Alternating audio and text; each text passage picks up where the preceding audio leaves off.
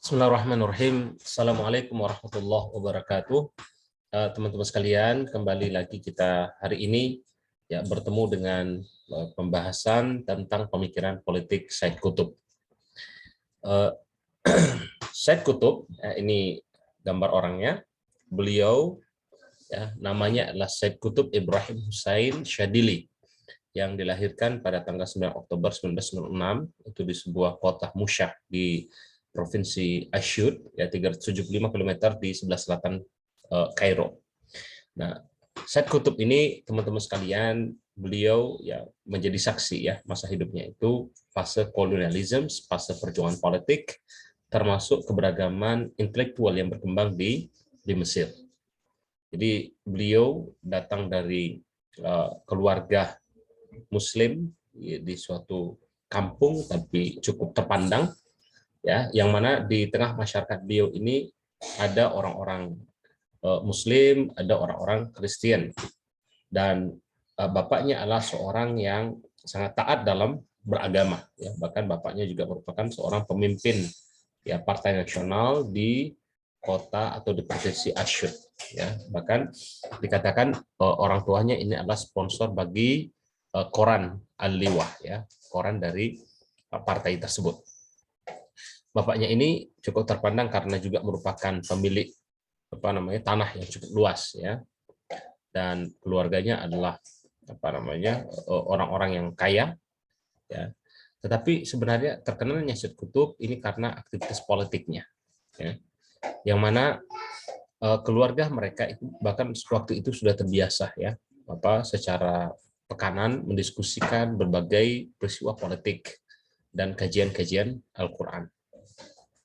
Nah, Said Qutb akhirnya sejak usia yang cukup muda ya terkenal dengan suaranya atau bacaan Al-Quran yang sangat melodik, yang sangat bagus, ya, dan ketika tahun 1929, berarti kalau kita lihat usianya tadi lahir 1906, berarti sekitar umur 23 tahun, Said Qutb ini akhirnya beliau ya mendapatkan pendidikan dengan gaya Inggris, ya. Jadi dia sekolah dengan gaya Inggris sampai kemudian dia menjadi seorang guru ya pada Ministry of Public Instructions. Dan saat itu pula kemudian dia mulai banyak ya menunjukkan ketertarikannya dalam dunia tulis menulis, dia banyak menulis, bahkan novel pun ya, novel Al-Ashwaq itu beliau hasilkan.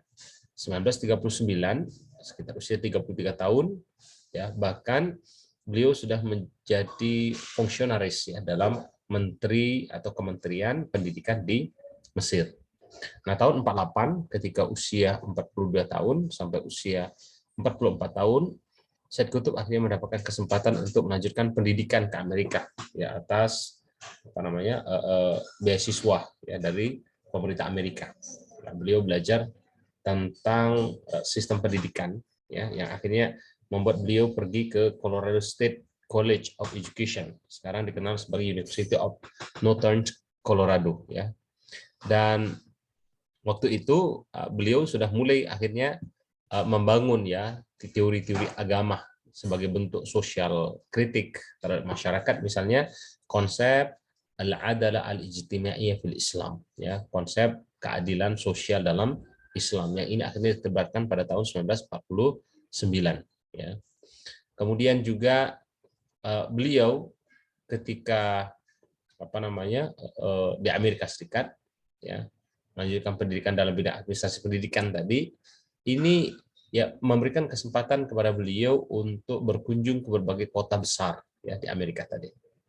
Bahkan beliau akhirnya juga menghabiskan sebagian dari waktunya itu di Eropa ya dalam perjalanan pulang ke Mesir. Maka saat itu Said Qutb terinspirasi untuk menulis America That I Have Seen ya. Jadi Amerika yang pernah aku lihat. Jadi orang ketika ke Amerika itu ada dua perspektif yang muncul. Satu sisi bisa jadi kemudian menjadi pendukung ya totalitas bagi apa yang ada di Amerika, atau yang kedua seperti Said Qutb justru beliau memunculkan berbagai kritik ya terhadap masyarakat Amerika.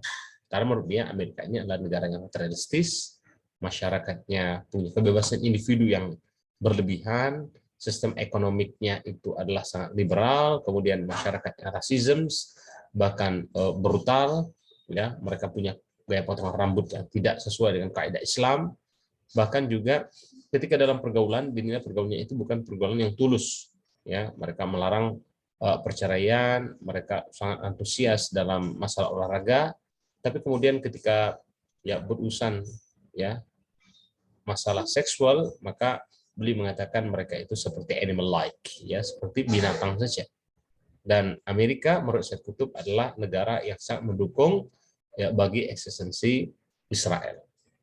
Maka ya selesai melanjutkan pendidikan di Amerika, Said Qutb akhirnya pulang ke negerinya, bahkan beliau ini resign, ya, keluar, mengundurkan diri dari posisinya sebagai PNS tadi. Dan bahkan tahun 1950 awal, Said Qutb ini akan bergabung dalam gerakan Ikhwan Muslimin atau Muslim Brotherhood, dan beliau banyak fokus kemudian dalam majalah mingguan ya yang diterbitkan oleh Ikhwan Muslimin sebagai editor in chief, yaitu Al-Ikhwanul Muslimin, ya. Dan akhirnya majalah ini menjadi alat propaganda bagi gerakan Ikhwan Muslimin. Nah, pada tahun 1952, berarti sekitar usia 49 tahun, gitu ya. Waktu itu teman-teman sekalian, Nasser ini menjatuhkan pemerintahan yang selama ini dikenal ya sangat dekat dengan Barat, ya. Dan kesuksesan Nasser ini sebenarnya juga didukung oleh Ikhwan Muslimin, termasuk di dalamnya Said Qutb, ya. Jadi waktu itu baik Qutb maupun Ikhwan Muslimin tentu saja ya mendukung kudeta yang dilakukan untuk menentang pemerintahan monarki, ya, karena mereka menilai ini pemerintahan yang tidak Islami, ya. Bahkan mereka ini menjadi bonekanya bagi imperialisme British pada waktu itu. Oleh karena itu mereka kemudian menjadi cukup dekat ya dengan Muhammad Nasir, ya, yang mana Nasir itu bahkan ya seringkali meminta pandangan dari Said Qutb bagaimana kemudian revolusi itu harus dilakukan.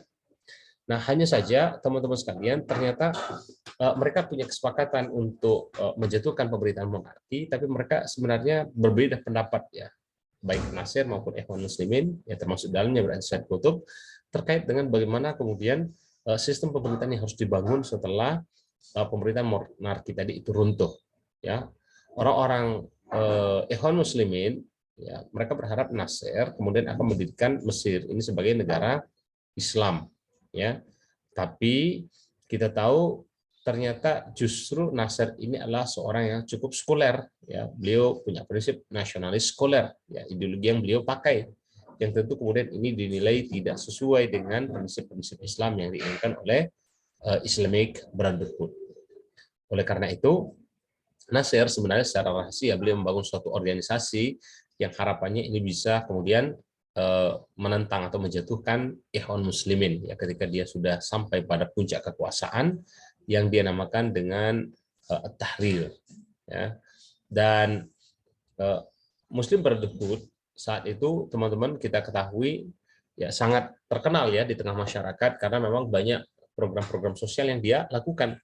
Jadi bagi Nasir waktu itu Ikhwan Muslimin ini digunakan sebagai alat politik, ya, untuk mencapai kekuasaan dia, ya. Hanya saja waktu itu Said Qutb dia belum menyadari apa yang diinginkan atau apa yang menjadi rencana dari Muhammad Nasir tadi, ya. Maka waktu itu bahkan Nasir pun itu sempat menawarkan kepada Said Qutb, ya, bahwa saya akan memberikan posisi apapun yang aku inginkan di pemerintahan, ya, misalnya kalau engkau mau menjadi menteri pendidikan, menteri kebudayaan, silahkan, ya. Yang penting apa yang diinginkan oleh Nasir itu bisa didukung oleh Said Qutb. Tapi Said Qutb ya ketika sudah mulai menyadari apa yang diinginkan oleh Nasir, bahwa Nasir ternyata bukan ingin membentuk suatu negara Islam, maka dia tidak ingin, ya, dengan tawaran-tawaran tadi, dia menolak setiap tawaran yang disampaikan oleh Nasir. Yang ini kemudian membuat Nasir menjadi marah, ya, teman-teman sekalian. Bahkan terjadi konflik yang pada akhirnya Nasir dan Qutb, ya, maksudnya Said Qutb dan kelompok Ikhwan Muslimin, ya, sebagian dari anggota Ikhwan Muslimin tadi, mereka sudah mulai merencanakan untuk melakukan pembunuhan terhadap Presiden Nasir tahun 1954. Hanya saja karena rencana ini kemudian digagalkan, ini menjadi alasan untuk memasukkan Said Qutb itu ke dalam penjara.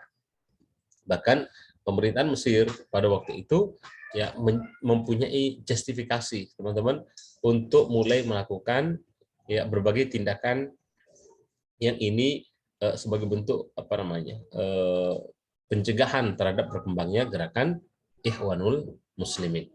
Ya, Said Qutb pada waktu itu bahkan ketika 3 tahun dia di penjara, ya kondisinya sangat tidak bagus, teman-teman, karena bahkan tidak sedikit ya berbagai kekerasan yang dilakukan terhadap Said Qutb tadi. Jadi awalnya ditawarkan menjadi menteri, justru dimasukkan ke dalam penjara dengan berbagai siksaan.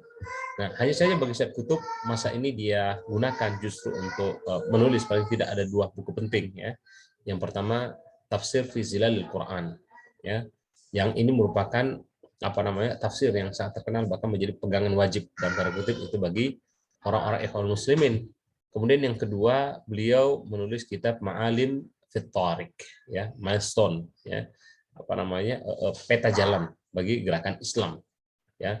Dan 2 kitab ini, teman-teman, kalau kita lihat merupakan apa namanya pemikiran Said Qutb yang cukup radikal ya, anti sekuler, anti westernisasi, dan dengan 2 bukunya ini dia mencoba untuk menginterpretasikan makna dari Al-Quran, bagaimana sejarah dari Islam, ya bagaimana kemudian berbagai persoalan yang terjadi dalam sosial maupun politik di tengah masyarakat Egypt, ya. Dan pemikiran-pemikirannya ini kemudian dikenal dengan Qutbism, ya. Sampai kemudian ya Said Qutb itu dipersilakan keluar ya dari penjara tahun 1964 ya, atas apa permintaan dari Perdana Menteri Irak waktu itu namanya Abdul Salam Arif ya. Hanya saja hanya 8 bulan ya beliau dilepas atau dirilis dari penjara. Akhirnya pada Agustus 1965 beliau kembali dimasukkan ke penjara, bahkan setahun kemudian akhirnya beliau mendapatkan hukuman gantung. Nah, teman-teman sekalian, ini sejarah dari Said Qutb. Dan filsafat politik yang dibangun oleh Said Qutb senantiasa berdasarkan Islam. Bagi dia, Islam ini adalah sistem yang sempurna, baik secara moral, keadilan, termasuk dalam pemerintahan. Jadi menurut dia syariat Islam dan prinsip-prinsip yang ada ini harus menjadi dasar bagi pemerintahan dan apapun dalam aspek kehidupan manusia ini. Meskipun ya interpretasi yang dia bangun itu bervariasi. Nah, filsafat politik yang dibangun oleh Qutb, teman-teman sekalian, ini sebenarnya adalah upaya untuk melakukan ya membuat suatu inisiasi ya epistemological visions, bagaimana visi dari suatu masyarakat yang sangat kompleks dan multi layer.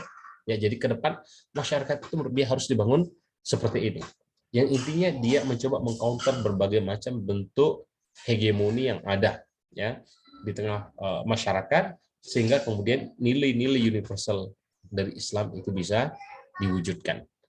Bagi Said Qutb, teman-teman sekalian, manusia ini telah Allah kirim ke atas muka bumi ini sebagai khalifah. Ya, oleh karena itu kita punya kekuatan dan kita tentu harus mengusahakan sesuatu yang bermanfaat di muka bumi ini. Kita punya alat kontrol terhadap dunia yang materi. Kita adalah pemimpin dan kita bukan budak. Ya, bahkan kita Allah Subhanahu Wa Taala itu telah letakkan sebagai hamba yang paling tinggi. Ya, bahkan lebih tinggi kedudukan kita itu dibandingkan dengan para malaikat, sampai kemudian Allah pun meminta para malaikat pada waktu itu untuk bersujud kepada Nabi Adam alaihissalam. Hanya saja kita tahu ya dalam sejarah kata Said Qutb ya semua malaikat mereka bersujud ya kecuali iblis ya. Jadi iblis yang dalam Kristen itu dikatakan setan ya, dia adalah apa namanya orang kafir ya, atau sifat kafir pertama itu muncul dari iblis. Dan iblislah yang pertama kali mempromosikan nilai-nilai jahiliyah. Nah, konsekuensinya teman-teman sekalian, kita tidak mungkin kata Said Qutb akan bisa memenangkan pertarungan dengan iblis karena iblis sudah mengumandangkan peperangan kepada kita, kecuali kita senantiasa mengikuti wahyu yang telah diturunkan oleh Allah Subhanahu wa Ta'ala. Ya. Jadi waktu itu bahkan dikatakan kita pun sempat ya, atau kakek nenek moyang kita itu sempat kalah ya dalam peperangan dengan iblis ini di mana ketika Allah Subhanahu wa taala memerintahkan supaya Nabi Adam la taqrabu hadhihi sajarah, jangan kamu dekati pohon ini. Ternyata Nabi Adam dengan berbagai khutuwat, ya, tipu daya yang dibangun oleh iblis pada waktu itu akhirnya tidak mentaati perintah dari Allah untuk mendekati pohon khuldi tadi, sampai kemudian kita diturunkan di muka bumi ini sebagai khalifah. Nah, Syed Qutb mengatakan bahwa pemikiran yang dia bangun ini hakikatnya adalah sebagai suatu bentuk koreksi, ya, bagi masyarakat Muslim sendiri. Jadi ini adalah self corrections, yang mana sistem masyarakat itu ada yang disebut dengan sistem yang jahil, ada sistem yang Islami, dan kita harus berusaha, ya, bagaimana kemudian sistem yang jahil itu bisa berubah kemudian menjadi sistem yang Islami. Bagi Syed Qutb, hanya dengan nilai Islam dan moral Islam, pengajaran Islam, ya, penjagaan dalam Islam, maka manusia ini akan menjadi berharga. Jadi masyarakat yang Islami itulah sebenarnya masyarakat yang paling berbudaya. Maka dia mencoba, ya, membangun beberapa konsep. Misalnya ada konsep jahiliyah, ya, konsep masyarakat yang sombong, masyarakat yang tidak bermoral, ya, masyarakat sebelum Islam. Ya, begitu juga dengan konsep Firaun, ya, seorang pemimpin yang dia ini sangat engkar, ya, sangat engkar, bahkan mengaku diri sebagai Tuhan. Oleh karena itu mereka yang masih jahil itu perlu melakukan, ya, hijrah, yang pada masa Rasulullah SAW hijrah tadi dimaknai ya perpindahan dari Mekah ke Madinah, tapi untuk sekarang maka perpindahan ini adalah dari masyarakat yang korup menuju masyarakat yang Islami. Untuk itu kata dia perlu kita membangun, ya, ikhwanu al-muslimin, ya, ikhwanul muslimin, persaudaraan di tengah kaum muslimin, ya. Adapun mereka yang kemudian tidak mau mengikuti sistem yang telah diterapkan dalam Islam, maka Syed Qutb punya konsep takfir, ya, bahwa mereka ini adalah orang-orang yang keluar dari Islam. Bahkan kita perlu untuk melakukan jihad dalam rangka untuk menentang, ya, berbagai bentuk kejahiliaan tadi, teman-teman sekalian. Dan ini kata dia adalah kewajiban bagi semua Muslim. Nah, selain melakukan kritik terhadap umat Islam, maka Syed Qutb juga melakukan kritik terhadap masyarakat Barat. Ya, sebagaimana tadi kita sudah sampaikan bahwa Syed Qutb itu menulis kitab The America Which I Had Seen, ya, Amerika yang pernah aku lihat. Bagi Syed Qutb, ya, ketika menganalisis masyarakat Barat yang utamanya pada waktu itu diwakili oleh Amerika dan Soviet Uni dengan ideologi liberal dan ideologi sosialis, maka sebenarnya kedua ideologi ini menurut beliau itu sama, yaitu ideologi yang menentang kekuasaan dari Tuhan, ya, karena mereka menganggap seakan-akan manusia itu lebih tinggi dibandingkan dengan Tuhan. Jadi Tuhan otoritasnya itu tidak berada di atas kekuasaan manusia, ya. Jadi dengan menolak wahyu dari Allah Subhanahu wa taala, hakikatnya mereka ini telah melakukan pemberontakan, ya, menentang kedaulatan dari Tuhan di muka bumi ini. Oleh karena itu, ya, menurut Syed Qutb, ya, masyarakat Barat ini adalah, ya, peradaban pertama yang memperkenalkan sekularisme, sebagaimana membedakan antara agama dengan masyarakat, ya, membedakan antara keyakinan dengan praktek. Padahal dalam Islam semuanya itu harus, ya, dilakukan menjadi satu kesatuan. Ya, Syed Qutb menilai munculnya misalnya Protestan, ya, di tengah masyarakat Kristen Eropa pada waktu itu, ini menunjukkan bahwa konsep agama yang selama ini dipahami, ya, berdasarkan masyarakat Barat tadi itu tidak bisa kemudian menjadi suatu sistem yang tepat bagi masyarakat Eropa. Jadi kata dia, ya, hakikatnya kita ini kemudian perlu untuk mencoba, ya, betul-betul menggabungkan, ya, bagaimana kehidupan fisik dengan kehidupan spiritual, ya. Kita tidak boleh hanya concern dengan urusan fisik semata sebagaimana yang dikembangkan oleh masyarakat Barat. Nah, teman-teman sekalian, justru Syed Qutb mengatakan Nabi Muhammad SAW ini telah membangun, ya, suatu peradaban yang benar, peradaban yang tidak terdistorsi dalam relasi manusia secara nature-nya. Bagi dia, kita harus betul-betul meletakkan agama ini, ya, pada tempatnya dalam memahami kehidupan yang ada di muka bumi ini. Ya, meskipun kita ketahui, kata beliau, bahwa sungguhnya Islam ini telah dikorupsi, Islam telah mengalami distorsi, ya, dengan berbagai filsafat, kesenangan, ya, yang mana banyak di antara para ulama tadi, mereka telah mengambil posisi terdepan ya untuk menginterpretasikan Al-Quran, tapi pemahaman yang mereka ambil itu bukan pemahaman yang benar. Ya, maka kata dia, sebenarnya teman-teman sekalian, Barat itu mereka sudah salah dalam menerjemahkan makna hidup, karena mereka sangat materialistis, ya, diwakili oleh pemikiran Darwin, Freud, Marx, dan seterusnya. Yang masyarakat Barat kata dia menempatkan tidak ada ruang bagi spiritualitas ya di tengah masyarakat mereka. Makanya yang muncul adalah sistem yang mengeksploitasi kemanusiaan, sistem yang feodal, sistem yang kapitalis, sistem yang marxis, ya sistem yang nazis, yang ini kemudian merusak jiwa ya dan individu yang ada di tengah masyarakat. Jadi ini poin yang sangat penting ya menjadi kritik ya bagaimana materialisme ya di tengah masyarakat Barat. Oleh karena itu, saya tetap mengatakan sebenarnya ya kita punya kewajiban memang untuk mengatur urusan-urusan fisik, urusan-urusan materi ya dalam kehidupan ini. Ya, bahkan kita pun diperintahkan untuk menjadi pemimpin ya bagi umat manusia. Hanya saja bagi seorang Muslim apapun yang kita lakukan maka itu harus sesuai dengan tuntunan wahyu. Ya. Jadi teman-teman sekalian, bagi Said Qutb ya selama ini yang terjadi pada masyarakat Eropa itu adalah suatu kesalahan ya dalam memahami kehidupan. Ya justru mereka akhirnya tidak punya moralitas, dengan gampang mereka melakukan imperialisme ya ke tengah masyarakat Muslim. Yang ini akhirnya memunculkan konflik di tengah masyarakat, bahkan termasuk konflik ini ya ada nilai-nilai agama. Makanya kan mereka melakukan penjajahan itu ada spiritnya, ada gold, emas, glory, kejayaan, dan gospel. Itu ada juga nilai agama. Nah, Said Qutb juga punya konsep yang disebut dengan jahiliyah. Ya. Jadi tadi kita sudah sampaikan bahwa jahiliyah ini adalah konsep yang dikenakan oleh iblis. Ya. Cara berpikir yang sangat materialistis. Ini adalah sesuatu yang jahil. Ya. Jadi konsep yang kita ini kemudian taatnya kepada hukum atau pemerintahan yang dibuat oleh manusia. Ya, dan kita tidak mau kemudian berhukum dengan apa yang telah dibawa oleh para nabi terdahulu, yaitu hukum dari Allah Subhanahu wa taala.